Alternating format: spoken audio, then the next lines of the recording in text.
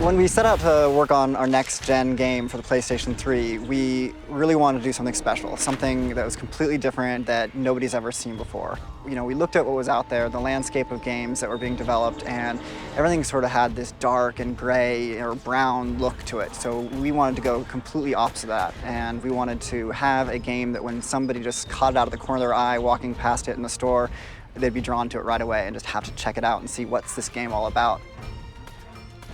I think one of the key of Uncharted that's gonna really stand out is the fact that everything looks real, and the player is gonna be immersed completely into that game, because you can believe that you are in that jungle. You're gonna see plants moving, you're gonna see real-time lights like the sun and the refraction for the world, like all these things, all these details that you see every day. We were able to produce all of that.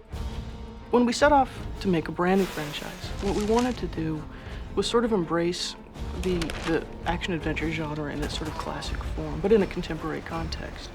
So we looked at a load of those matinee serials from the 30s, lots of chases, running around looking for treasure, unlikely allegiances with a whole crazy cast of characters, lots of narrow escapes and risky situations. So we took all of this stuff and then started to look at how we might be able to reinvent it for the 21st century.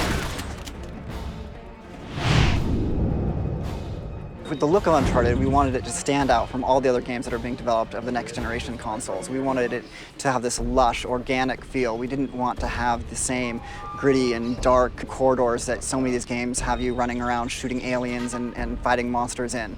We wanted you to be in this lush, tropical jungle that really immersed you and made you feel like you could feel the moisture in the air.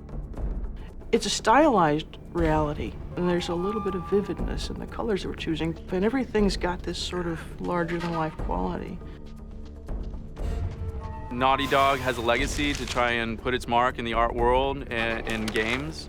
So shapes and color both have a lot to do with the readability of an environment, leading the player into an environment, and how you're supposed to feel inside of that environment. So with the power of the PlayStation 3, we really felt like we could create environments that were believable and authentic. So we did a lot of research and tons of photo reference, but we also tried to put a twist on it and give it our own style. So our concept artists would take these photos and embellish them and really set the direction for the overall look of Uncharted.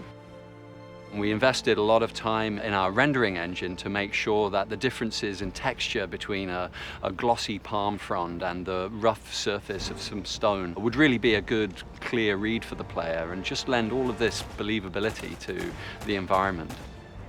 We always try to have some things that's in a game that never been done before. Water was one of them, and we are really happy because it adds a lot to the realism of our jungle. Whether it's ocean, whether it's a river, a stream, a puddle, a waterfall, we really wanted to make sure that, you know, water was everywhere and that we were going to try to display it in a way that was never possible before on a previous generation of hardware. So we wanted the story in Uncharted to have historical relevance. So we decided to focus on a historical figure that, you know, everybody knew from their 4th grade social study class, you know, Sir Francis Drake. He was out there basically robbing the ships that were coming back to Spain with all this gold from the New World. And we wanted to explore the areas that were kind of foggy in the history books where, you know, maybe not all the details were clear. And then what we did is we ran with it and explored the what if. What if Sir Francis Drake did have children? So our hero, Nathan Drake, believes himself to be a descendant of Sir Francis Drake. And there's treasure out there all over the place, and it's Nathan's job to go find it.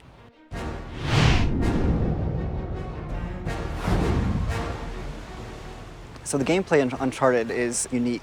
We really wanted to bring together elements that were in other games, but combine them in a way that you've never seen in a single game before.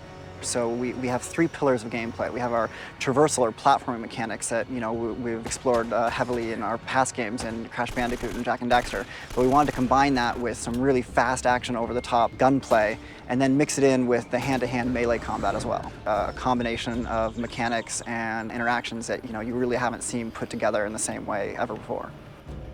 My main focus on making Uncharted was gameplay, was how does the game feel?